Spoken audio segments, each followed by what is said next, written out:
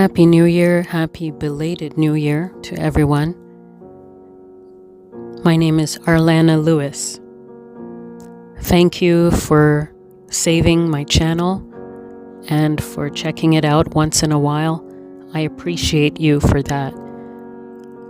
I'm sorry that I have not been online and that I've been unplugged, disconnected, offline for a long time. I've just been healing slowly and coping with a lower back injury, L5-S1. If anyone has ever received the same impact or the type of pain that one can suffer from having sustained an L5-S1 injury, then I need not say more. In this case, for those who have never learned about it, L5-S1 is the region of the spine or the middle of the body, the lumbosacral joint, where the pelvis meets the spine. And in that area, there are vertebrae. And in between each vertebra, there are discs, similar to cushions between the bones. And once that disc in between the bone is gone, or shattered, or desiccated, as it is in my case, deflated and dehydrated, and the fluid has leaked out, and inflammation has surrounded the area of the body.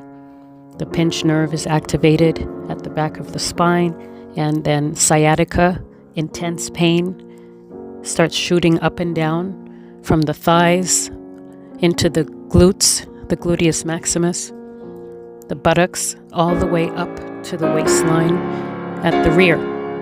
And that pain can be very intense.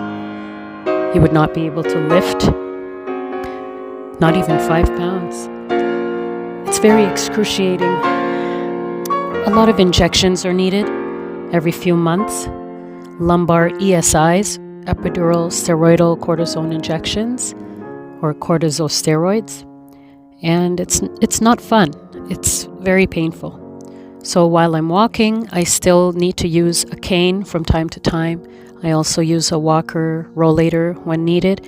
And specifically after my injections, I need a wheelchair because I usually cannot walk.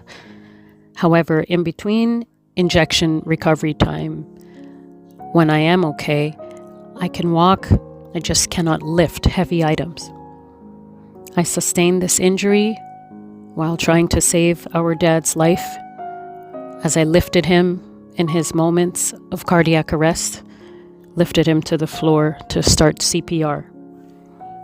Chest compressions were started, but in having lifted him, he was too heavy for me, and I've never lifted even 80 to 100 pounds in my lifetime. It was too much weight bearing.